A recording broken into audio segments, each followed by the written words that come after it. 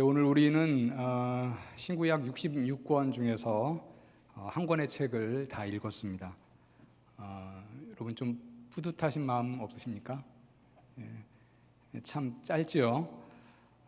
요한이서는 성경 전체에서 두 번째로 짧은 책입니다. 가장 짧은 책은 바로 그 다음에 있는 요한 3서인데 절수로 보면 요한 3서가 15절이고 요한 2서가 13절이라서 요한 3서가 더 많은 것처럼 보이지만 이제 단어 수로 보면 요한 3서가 이제 더 짧아서 이제 요한 2서도 이제 매우 두 번째로 짧은 이제 그러한 책입니다. 사도 요한이 쓴 편지, 사도 요한이 이제 복음서도 썼고 요한복음이고요. 이제 편지를 쓴 것 중에 3개가 성경에 기록이 되어 있는데 그 중에 이제 두 번째 편지죠. 그런데 이 짧은 편지에 자세히 보면 두드러지게 많이 나오는 그 단어가 두 단어가 있는데 그것이 이제 오늘 설교의 제목입니다. 진리와 사랑입니다. 제가 한글 성경으로 세어보았더니 각각 이제 4번씩 나옵니다. 그래서 오늘은 이 한 권의 책 요한 2서에 나오는 진리와 사랑에 관해서 여러분들에게 말씀드리고자 합니다. 이 편지의 수신자는 이름이 기록되지 않은 어느 부녀와 그 부녀의 자녀들이다 이렇게 말을 하고 있습니다. 1절과 2절에 보면 이 편지의 수신자를 말하면서 진리와 사랑을 언급하고 있는데요. 장로인 나는 택하심을 받은 부녀와 그의 자녀들에게 편지하노니 내가 사랑하는 자요 나뿐 아니라 진리를 아는 모든 자도 그리하는 것은 우리 안에 거하여 영원히 우리와 함께할 진리로 말미암음이로다. 여기서 이제 장로는 물론 사도 요한을 말합니다. 장로라는 말은 여러분들 많이 아시겠지만 이제 목사와 장로를 다 아우르는 이제 그런 큰 말입니다. 사도 요한은 목사였지만 넓은 의미로는 또 장로였습니다. 요한은 이름이 알려지지 않은 이 부녀와 또 그 부녀의 자녀들을 참으로 사랑하는 자다 이렇게 말을 하는데요. 그렇게 말을 하면서 사도 요한 자신뿐만 아니라 진리를 아는 모든 자도 그리하다 이렇게 말을 하고 있습니다. 여기서 이제 그리하다라는 것은 이제 역시 사랑한다라는 그 말이죠. 그래서 진리를 아는 모든 자, 그래서 진리를 아는 모든 자는 이제 하나님의 자녀들을 말합니다. 즉 요한이 말하는 거죠. 내가 지금 편지를 쓰는데 하나님의 자녀인 부녀와 부녀의 자녀들을 내가 사랑하고 있는데 요한 자신뿐만 아니라 진리를 아는 다른 하나님의 자녀들도 그 부녀와 부녀의 자들을 사랑한다 이런 말입니다. 이 부녀와 부녀의 자녀들도 역시 하나님의 자녀입니다. 오늘 1절 보니까 부녀와 부녀의 자녀들에 대해서 택하심을 받은 자다 이렇게 묘사하고 있습니다. 요한이 사랑하는 그 어떤 부녀 그리고 그 부녀의 자녀들, 그런데 요한뿐만 아니라 하나님을 아는, 진리를 아는 자들도 역시 사랑한다 이렇게 얘기할 수 있었던 것은 그 이유는 무엇 때문이었을까요? 우리가 어렵지 않게 생각할 수 있습니다. 왜냐하면 다 한 아버지, 하나님을 같은 아버지로 둔 형제 자매이기 때문에 요한이 사랑하고 또 진리를 아는 모든 자들도 그리할 것이다, 사랑할 것이다. 하나님을 아는 모든 자들도, 하나님의 자녀들도 역시 사랑할 것이다 라는 말씀입니다. 우리가 코로나19로 인해서 올 여름에는 꼬청 단기 선교를 가지 못하고 있죠. 단기 선교가 취소되었습니다. 우리 꼬청에서는 해마다 3개국 혹은 이제 4개국 이렇게 단기 선교를 다녀왔는데 작년에는 우리 일본, 필리핀 그리고 태국, 캄보디아 이렇게 4개국을 다녀왔죠. 올해는 가지 못하는 상황이라서 우리에게 이제 아쉬움이 있었는데 최근에 제가 이제 작년에 간 팀 중에서 한 팀이 선교지에는 가지 못하지만 그 선교지에 후원할 후원금을 좀 모금해서 131만 원을 선교지에 후원금으로 보냈다는 이야기를 들었습니다. 제가 그 소식을 들었을 때 참 감사하고 또 감동이 있었습니다. 꼬청의 목회자로서 우리 꼬청의 청년들의 성숙함과 또 사랑을 보면서 참으로 기쁘고 하나님께 감사하다라는 그런 생각이 들었습니다. 그런데 이렇게 선교지의 선교사님과 또 선교지의 교회를 이렇게 후원하고자 하는 사랑하는 마음이 여러분 어디서 나왔을까요? 우리가 다 몸은 떨어져 있지만 한 하나님을 아버지로 둔 형제라는 또 자매라는 그 믿음에서 나왔을 것입니다. 우리 믿는 사람들은 가까이 있건 멀리 있건 또 자주 보건 또 가끔씩 보건 하나님의 택함 받은 형제이기 때문에 서로 사랑할 수 있고 또 사랑해야 한다라는 것입니다. 우리가 교회에서 형제 자매라는 말을 참 많이 듣죠. 교회에서 신앙생활을 한 지가 별로 안 되시는 분들은 조금 어색하고 생소한 말일지도 모르겠습니다. 그런데 우리가 교회에서 이렇게 형제, 자매 이렇게 부르는 말은요, 사실 절대 빈말이 아닙니다. 절대 빈말이 아니라 실제적인 그런 말입니다. 우리는 실제로 한 하나님을 같은 아버지로 둔 자녀들이기 때문에 영적인 가족이기 때문에 우리가 실제로 형제, 자매 이렇게 부르는 것이죠.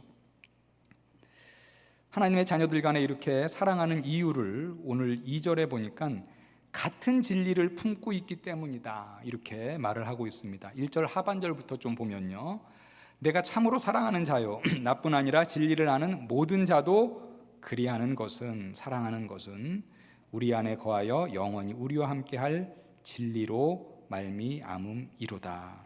같은 진리를 갖고 있기 때문에 사랑할 수 있다. 여기서 말하는 진리는 무엇이겠습니까? 여기서 딱 이렇게 명시하고 있지는 않지만 복음이 진리겠죠? 같은 복음을 갖고 있고, 예수 그리스도가 진리겠죠? 같은 예수 그리스도를 품고 있고, 하나님의 말씀이 진리일 것입니다. 그죠? 같은 하나님의 말씀을 갖고 있습니다. 이러한 한 진리를 품고 있기 때문에 서로 사랑하는 아름다운 공동체가 바로 교회다라는 것입니다. 3절에서도 진리와 사랑이 같이 나옵니다. 은혜와 긍휼과 평강이 하나님 아버지와 아버지의 아들 예수 그리스도께로부터 진리와 사랑 가운데서 우리와 함께 있으리라. 우리 모두는 다 하나님의 은혜와 긍휼과 평강을 받아 누리기를 원합니다. 그런데 3절에 보니까 하나님 아버지와 예수 그리스도께로부터 오는 그 신령한 복을 누리기 위해서는 진리와 사랑 가운데 거해야 한다 이렇게 말을 하고 있습니다. 성도에게 있어서 이 진리와 사랑의 균형을 이루는 것은 참 중요한 것입니다. 진리는 있는데 사랑이 없다면 어떤 성도가 될까요? 쉽게 말하면 좀 차가운 그런 성도가 되기 쉽겠죠. 즉 하나님 말씀에 대한 지식은 있는데 그 지식을 삶 가운데 사랑으로 녹여내지 못한다면 그 진리는 발산되지 못하는 갇혀있는 진리에 불과할 것입니다. 반대로 진리는 없고 사랑만 있다면 어떻게 될까요? 하나님 말씀에 기초하지 않은 사랑은 그리스도 없는 박애주의와 크게 다를 바가 없습니다. 진리이신 예수님, 진리인 하나님의 말씀을 모른 채 사랑을 실천하는 자선활동가들과 크게 차이가 없을 것입니다. 그러한 것은 사실 하나님의 말씀의 기준으로 본다면 온전한 모습은 아닙니다. 온전한 것은 바로 진리와 사랑이 균형을 이루고 있어야 하겠습니다. 바로 그러할 때 하나님의 은혜와 긍휼과 평강이 우리와 함께할 것이다 이렇게 말씀하고 있습니다. 여러분들은 어떠신지 모르겠습니다. 이 둘 간의 균형을 이루는 신앙생활을 지금 하고 계신지 그렇지 못한지 한번 물어보시기 바랍니다. 혹시 진리는 있지만 사랑이 부족한, 아니면 그 반대로 사랑은 충만한데 진리가 부족한 상태에 있지는 않으신지요? 진리와 사랑 그리스도와 하나님의 말씀을 아는 것과 그 알을 사랑으로 실천하는 것에 균형을 이루는 삶이 되시기를 주님의 이름으로 간절히 축원합니다.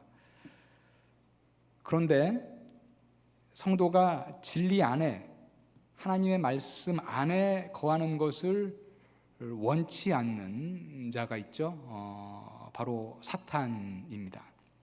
실제로 존재하는 그런 영적인 존재, 사탄입니다. 이 사탄은 비진리로 성도를 미혹합니다.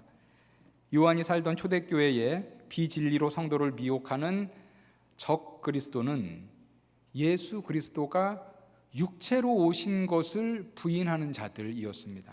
오늘 7절에 보니까 이렇게 기록합니다. 미혹하는 자가 세상에 많이 나왔나니 이는 예수 그리스도께서 육체로 오심을 부인하는 자라.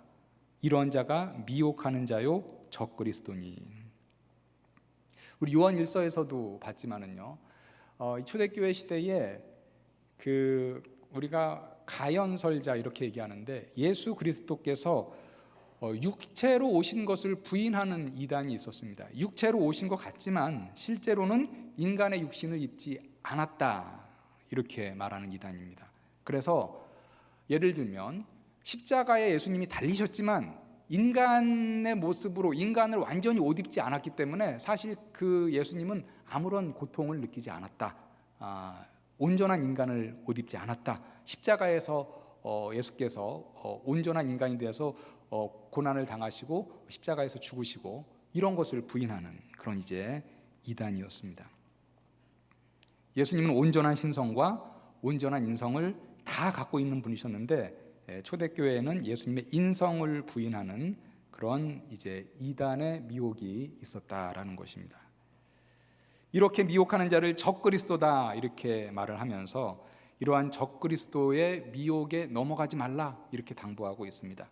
만약 적그리스도의 미혹에 넘어간다면 사도들이 열심히 가르친 것을 다 잃어버리는 것이고 또 하늘의 상급도 다 잃어버리게 된다 이렇게 얘기합니다. 8절 보니까요, 너희는 스스로 삼가 우리가 일한 것을 잃지 말고 오직 온전한 상을 받으라. 그리고 미혹되지 않고 진리에 거하는 자가 바로 성부 하나님과 성자 예수 그리스도를 모시는 자다 이렇게 9절에서 말합니다. 지나쳐 그리스도의 교훈 안에 거하지 아니하는 자는 다 하나님을 모시지 못하되 교훈 안에 거하는 그 사람은 아버지와 아들을 모시느니라. 이 9절에서는 지금 진리를 그리스도의 교훈이다 이렇게 표현을 하고 있습니다. 즉 진리에 머물고 진리를 지나치는 일이 없도록 하라라는 그런 말씀입니다.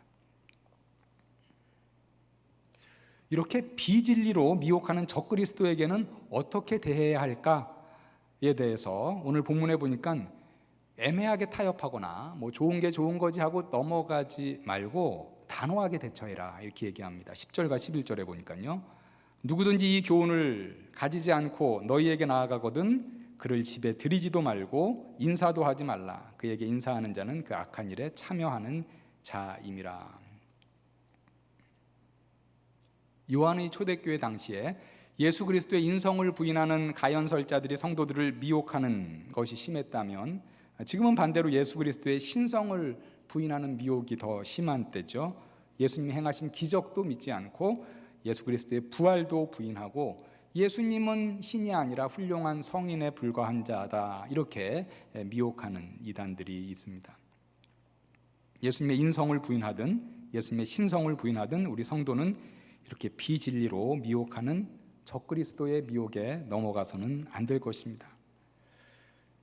최근에 교회의 성도를 비진리로 미혹하는 또 하나는 성경에서 분명히 죄라고 말하고 있는 동성애를 옹호하고 정당화하려는 시도입니다. 진리를 대적하는 이 시대의 적그리스도의 사상입니다.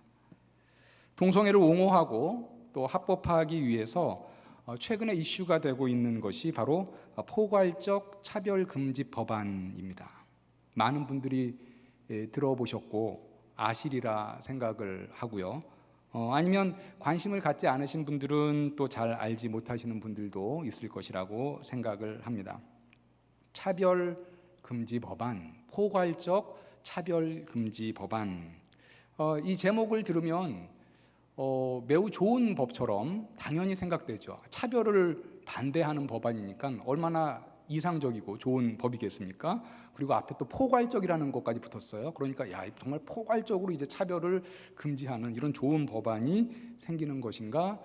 제목만 보면 그렇게 생각할 수도 있습니다. 그러나 사실은 그 내용을 보면요, 정말 끔찍한 조항들이 이 안에 있는 법이 바로 포괄적 차별 금지 법안입니다.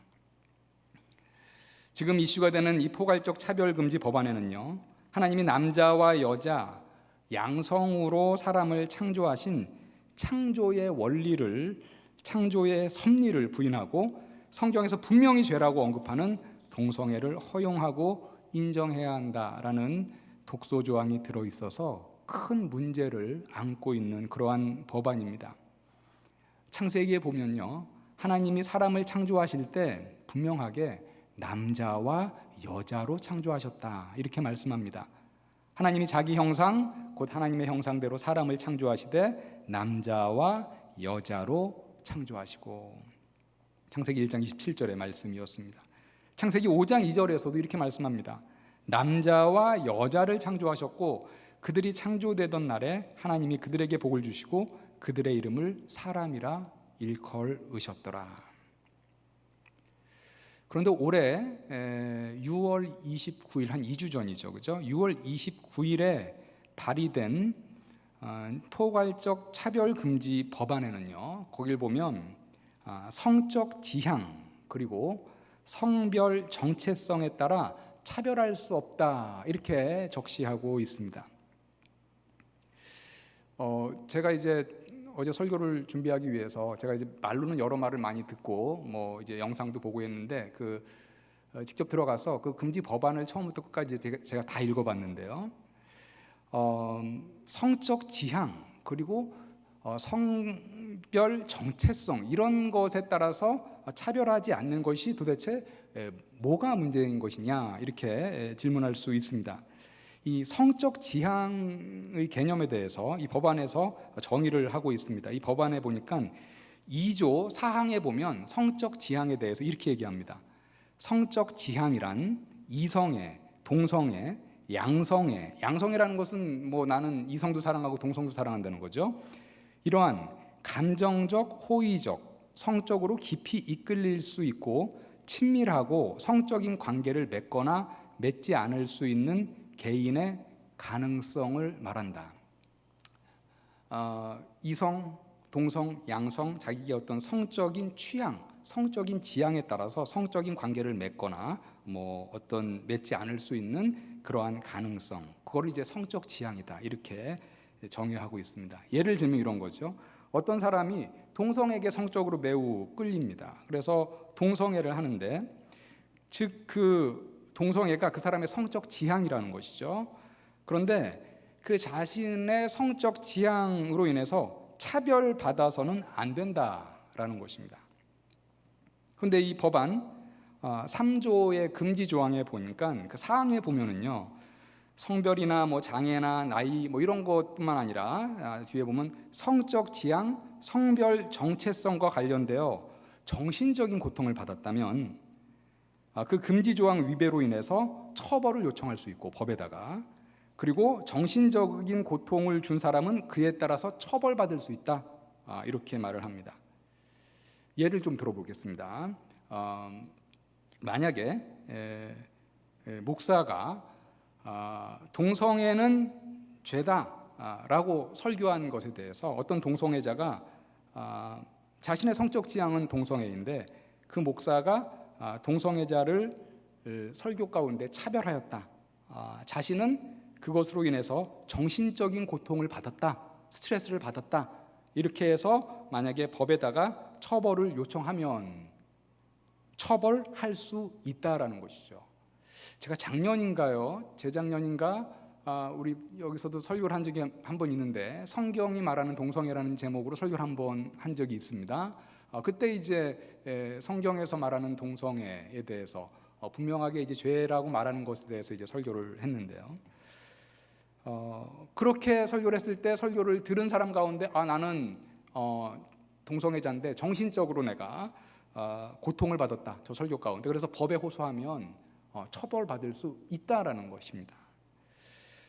어떤 사람들은 뭐 포괄적 차별금지법안이 뭐 발의돼도 뭐 그렇지 않다, 교회에서 말하는 성경에 입각한 그런 것을 말하는 것에 대해서는 뭐 전혀 처벌할 수 없다, 뭐 그렇게 얘기하는 사람들도 있지만 사실 법안을 보면 전혀 그렇지 않습니다.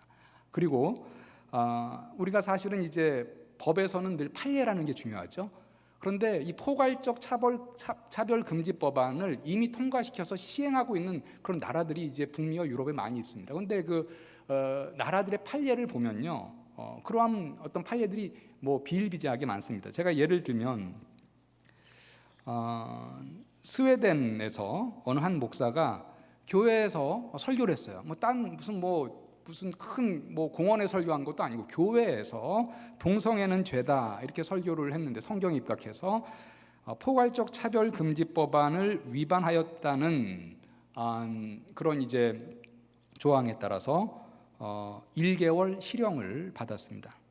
영국 같은 경우 보니까요, 아마 채플린인 것 같아요. 교도소에서 그 목사가 동성 간에 결혼하는 것은 성경적이지 않다, 죄다, 이렇게 설교를 했는데 그것이 또 고발당해서 교도소에서 징계를 받았어요. 그래서 그 채플린이 아니 내가 목사로서 동성 결혼은 성경적이지 않다, 이게 도대체 무엇이 죄느냐라고 항소했습니다.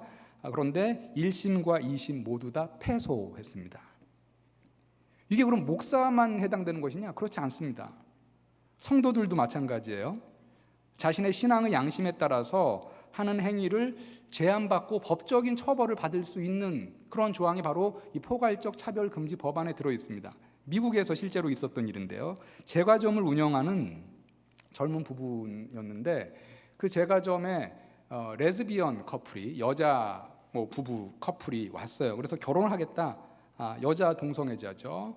결혼을 위해서 이 제과점의 케이크 아주 유명하다고 하니 좀 케이크를 주문해달라, 이렇게 요청을 했습니다. 그랬는데 이 제과점의 그 두 부부는 신실한 크리스찬이었어요. 그래서 내가 아무리 비싼 돈을 받는다 할지라도 나의 신앙 양심상 동성 커플을 위해서 내가 케이크를 만들어 줄 수는 없다, 그래서 케이크를 팔지 못하겠습니다, 이렇게 얘기를 했어요. 그런데 그 레즈비언 커플이 우리가 차별을 받았다, 이 사람들로부터. 그래서 고발을 했습니다. 그래서 포괄적 차별금지법안에 따라서 처리가 됐는데, 여러분 결과가 어떻게 나왔는지 아세요? 아니 그 제과점 주임이 나는 동성애자들을 축하하는 빵은 내가 케이크 만들지 못하겠다, 그래서 안 만들었는데, 그 결과는 미국 오레곤 주 정부는 이를 성적 지향에 따른 차별이다, 이렇게 말을 했고요. 그래서 15만 불이 넘는 벌금을 부과했습니다. 원화로 하면 한 1억 한 7, 8천쯤 되나요? 1억 한 7, 8천이나 되는 그 케이크를 만들지 않았다, 바로 성적 지향의 차별금지법에 따라서 부과한 것이죠. 그래서 그 제과점을 운영하는 자영업자였죠. 자영업자는 파산으로 내몰렸다라는 기사를 보았습니다. 이 포괄적 차별금지법은, 이 법안명은 정말 너무나 그럴싸한데 내용을 이렇게 들여다보면요, 개인의 신앙과 양심, 학문의 표현과 자유를 심각하게 억압하는 자유침해법이다, 이렇게 말씀을 드릴 수 있습니다.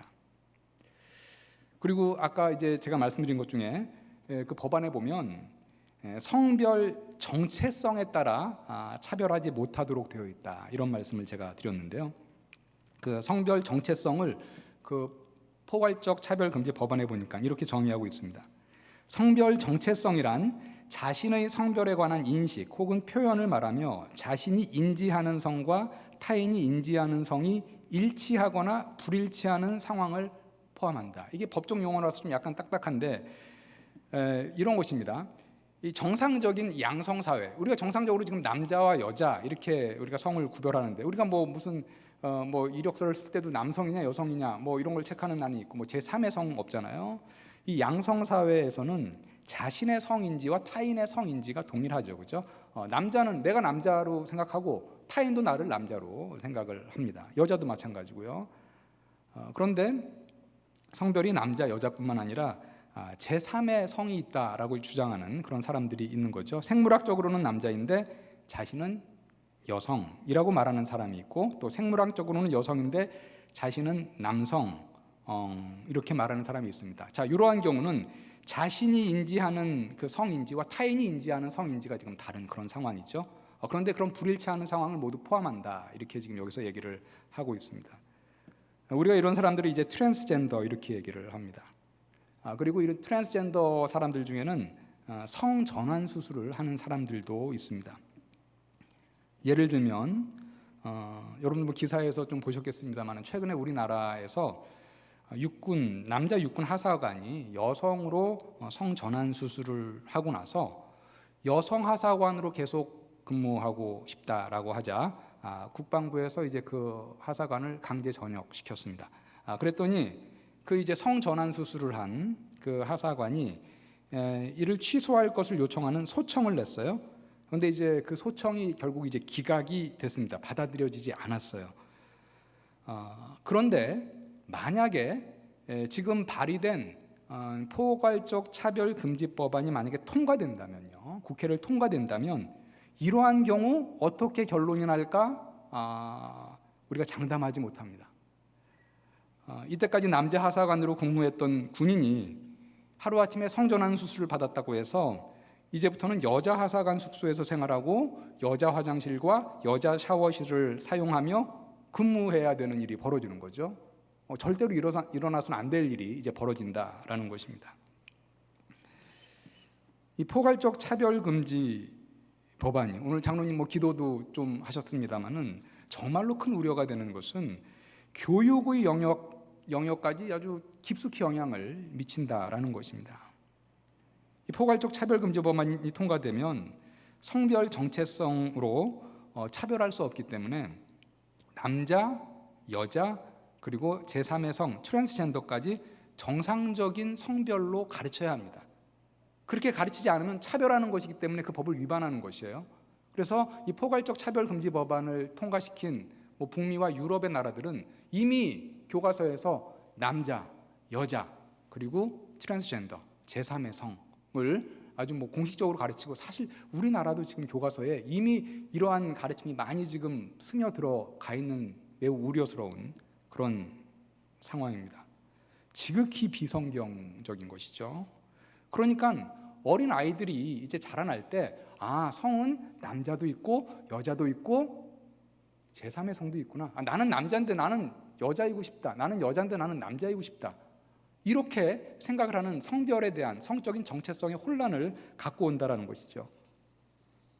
실제로 이 포괄적 차별금지법이 시행되고 있는 나라에서 특히 많은 그 여아들이요, 나는 남자다, 나는 남자가 되겠다, 이렇게 되기 위해서 가슴을 절개하는 그런 수술, 그런 걸 요구하는 일이 급속도로 많아지고 있다라는 매우 안타까운 그런 소식도 듣습니다. 지금 그래서 사실은 이 차별금지법, 포괄적 차별금지법을 통과시킨 나라들은요, 사실은 이거 통과시키고 나서 보니까 뒷감당이 너무 안 되는 거예요. 너무나 부작용이 크기 때문에 지금 여러 가지 보완법을 지금 이렇게 또 다시 누더기로 막 하려는 그런 지금 시도들도 있습니다. 종교자유법부터 시작해서 여러 가지 보완을 하고 있는, 그러니까 지금 이미 통과시킨 나라들은 그걸로 인한 부작용으로 지금 허우적거리고 있다라는 거죠. 우리나라 같은 경우는 지금 2006년인가요? 2007년인가 이 포괄적 차별금지법안이 처음으로 발의가 됐고, 이번이 지금 7번째 발의입니다. 그동안은 다 이제 폐기가 됐어요. 그런데 이번에는 조금 심상치 않습니다. 이 국회의 분위기가요. 그래서 사실은 지금 오늘 담임 목사님도 이 설교를 하셨더라고요. 저는 사실 담임 목사님의 설교 제목을 모르고 제가 이제 설교 준비를 한 건데, 그리고 보니까 오늘은 많은 교회에서 이 포괄적 차별금지법에 대한 지금 설교를 많이 하는 걸로 알고 있습니다. 그만큼 매우 심각한 지금 법안이 발의가 됐다라는 거예요. 물론 지금 상정돼서 통과되지 않았습니다. 근데 지금 발의가 된 상태고, 이것이 이제 상정돼서 통과되지 않도록 해야 되는 매우 급박한 그런 상황에 있습니다. 현재 우리나라에는요, 이미 여러 가지 차별을 금지하는 개별적 차별금지법안들이 많이 있습니다. 장애인 차별금지법, 여성차별금지법, 인종차별금지법, 연령차별금지법, 고용차별금지법, 고용평등법, 유전자정보차별금지법, 임신차별금지법 등등 이런 다양한 차별금지법이 있습니다. 여러분들 혹시라도 말씀드리면서 아니 포괄적 차별금지법 이거 통과시키면 그럼 차별해도 된다는 것인가? 절대 그렇지 않습니다. 지금 개별적 차별금지법안들은 충분히 있다라는 것이죠. 그런데 이제 포괄적 차별금지법을 왜 통과시키려고 하느냐? 바로 조금 전에 말씀했던 이제 성적 지향, 성별 정체성에 따른 차별을 금지하기 위한 것이 사실 이제 주 목적인데, 그것은 지금 제가 말씀드렸듯이 이러이러한 매우 무시무시한 독소 조항이 그 안에 들어있다라는 것입니다. 결론적으로 말씀을 드리면요, 포괄적 차별금지법은 하나님의 창조 섭리에 도전하고 동성애와 트랜스젠더를 옹호하고 사회를 극심한 성적 타락으로 내몰고 남녀 간의 결혼으로 이루어지는 정상적인 가정을 파괴하고 아이들에게도 비정상적인 성적 정체성을 심어주고 죄를 죄라고 말하지 못하게 하여 신앙과 표현의 자유마저 억압하는 악법 중에 악법이기 때문에 절대 통과되어서는 안 된다라는 것입니다. 그래서 여러분들 기도해 주시고요. 오늘 주보에도 나와 있는데 포괄적 차별금지법안 반대 서명에 다 동참해 주시기를 바랍니다. 우리가 기도하면서 또 우리가 할 수 있는 것 힘써서 해야 하겠습니다. 국회 사이트에 들어가면은요, 그 포괄적 차별금지법안 입법 예고가 되어 있는데 여기에 들어가서 국민으로서 반대 의견을 표명할 수 있습니다. 물론 여기는 좀 이제 로그인하고 뭐 등록하고 하는 그런 절차가 좀 필요하긴 한데요. 그리고 주위에 이 포괄적 차별금지법안이 막연히 차별을 막는 그런 좋은 법으로 알고 있는 분들에게 이것은 하나님의 창조 섭리를 거스르고 사회의 성윤리를 파괴하고 건강한 가정을 훼손하고 제3의 성을 인정하여서 사회를 혼란으로 이끌고 양심과 표현의 자유를 억압하는 나쁜 법임을 알려주시기를 바랍니다. 오늘 우리가 요한이서의 말씀을 통해서 성도는 진리와 사랑의 균형 잡힌 신앙생활을 해야 한다라는 것을 들었습니다. 우리가 진리와 사랑 가운데 거할 때 하나님께서는 우리에게 은혜와 긍휼과 평강을 주시겠다 이렇게 약속하여 주셨습니다. 진리는 알고 있는데 사랑이 없는 차가운 신앙생활이나 사랑은 있는데 진리의 어두운 향방 없는 신앙생활이 아니라 진리와 사랑의 균형을 이루는 신앙생활을 하시기를 주님의 이름으로 축원합니다. 특별히 성경의 진리를 비진리로 미혹하는 이 시대의 적그리스도의 계궤를 잘 분별하시고 진리를 수호하시고 진리를 다음 세대에 전수하는 데 힘쓰는 우리 모든 성도님들 다 되시기를 주님의 이름으로 축원합니다.